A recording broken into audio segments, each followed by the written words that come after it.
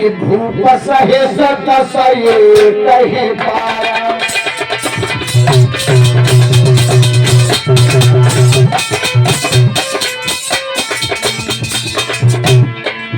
भूप सहे सतस ये कहे पारा, लगे उठावन तरह नचारा।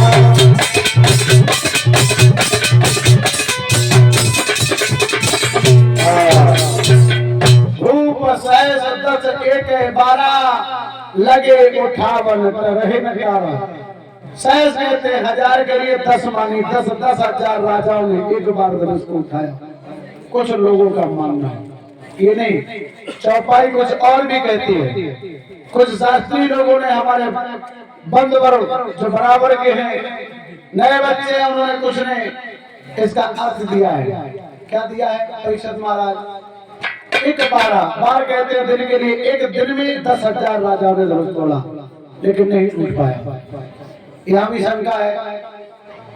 कार्तिक शुक्ल चतुर्दशी के लिए धनुष यज्ञ हो रहा था। उस समय रात्रि बड़ी होती है, दिन छोटा होता है। मान लो 11 घंटे का दिन होगा, 13 घंटे की रात्रि होगी, तो 660 मिनट हुए, 11 घंटे के हुए। अब 10,000 को भाग करो 660 से, तब भी तो 4 से राजा 1 मिनट में तोड़े, इतनी देर में तोड़ के भी नहीं घट हो सकते। फिर भी शंका की बात है। इस चौपाई के लिए शुद्धता का अर्थ कुछ लोग कम दे पाए या ज्यादा दे पाए, हम नहीं कहते, किसी की अवहेलना नहीं करते। हमें हमारे परम पूज्य गुरुदेव गोकर्णदास जी महाराज का दिया हुआ प्रसाद है, आओ बेटा पवन तुम्हें हम देते हैं कि इस चौपाई का अर्थ क्या है। अभी सुना था बड़ा रावण संवाद। रावण को दशानन कहते थे, अर्थात 10 माने दशानन रावण। और भूप सहस कहते थे, सहस्त्राबाहु, जिसके लिए कहते थे अर्जुन। सहस्त्राबाहु का अर्जुन, जिसका नाम पूर्व था 1200, शीश 500 थे, इसकी 1000 हो जाए थी। इसलिए एक दिन ये दोनों महान पराक्रमी राजा, महान योद्धा उस शंकर जी के धनुष के लिए तोड़ने को गए, लेकिन तोड़ना तो दूर, उसे हिला भी नहीं पाए। इसको लेकर के लिखी है वही पराक्रमी राजा के लिए सहस माने सहस्त्राबाहु और 10 माने दशानन कि भूप सहस 10 ये कही पारा।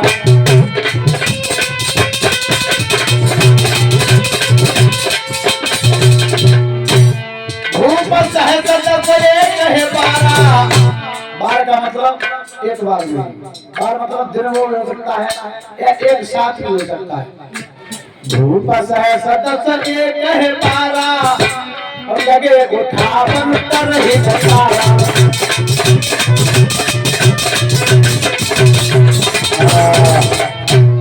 आज जब धनुष नहीं टूटा, महाराजा जनक उठ करके खड़े हुए।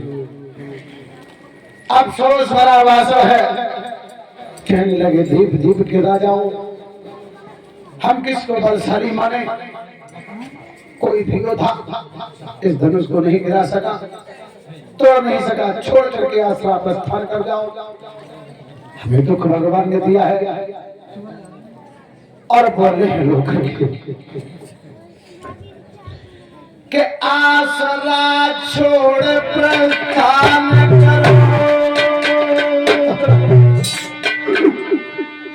दुख हमें दिया है दाता ने, और सीता सुकुमारी सीता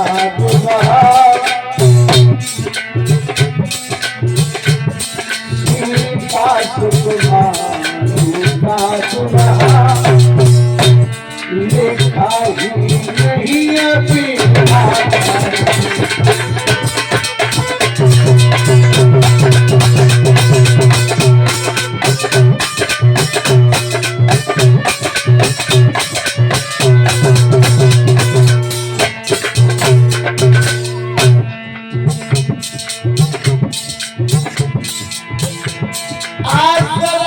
छोड़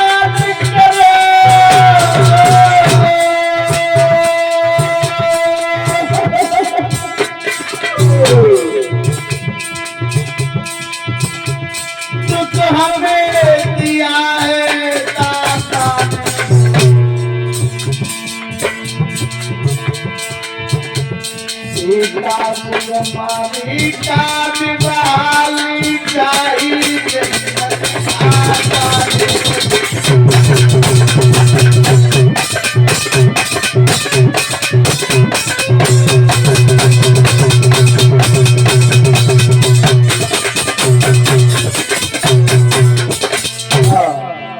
इसलिए भाग जाओ, कोई हमारे इष्ट को पूर्ण करने वाला नहीं है।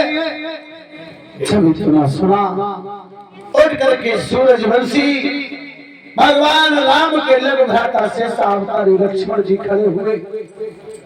दोनों उनकी भौहें कुटिल हो गई, उनकी दोनों आंखें लोचन जिसको कहते हैं आंखों के लिए लोचन अंगार फेंकने लगे। आज लक्ष्मण जी खड़े हो गए उठ करके, और लक्ष्मण जी क्रोध में आकर के बोले हैं, भैया हे जनक तो फिर से बोलो, ये क्या तुमने वाणी कह डाली है? ये सब वज्र से लगते हैं पृथ्वी वीरों से खाली। सुने राम रघुवंश रघुनायक रघुवीर, आज जनक के वचन ने मुझको किया अधिक। अपमान मुझे गवारा है, मैं अपमान नहीं सह सकता हूं। है कृपा गुरु के चरणों की, बल और प्रताप तुम्हारा है, मुझको सुनने का चाव नहीं, अपमान मुझे गवारा है। इसलिए और बोले हैं, इस धनुष की क्या गिनती है? ये बेचारा घिसा धनुष और किस गिनती में है? सैकड़ों कोस तक ले डोलूं, इतना तो बल उंगली में है। और बोले हैं क्रोध विलक्षण, क्या ये धनवा धनवा क्या है? आदेश तुम्हारा पाऊं मैं तो अभी ब्रह्मांड उठाए डालूं, और सूरज चांद को निकल जाऊं, या यज्ञ को खाकर मिलाए डालूं।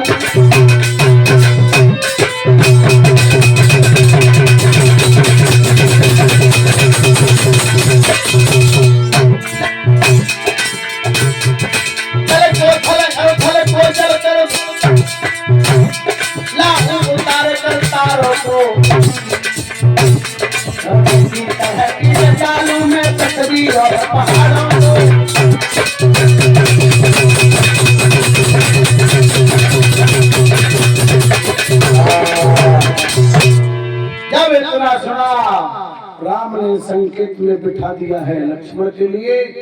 लक्ष्मण जी बैठ गए और राम जी उठ करके खड़े हुए। गुरु के इशारे पर, गुरु ने क्या इशारा दिया है बेटा? पवन कि उठो राम भंजो शिव सामा,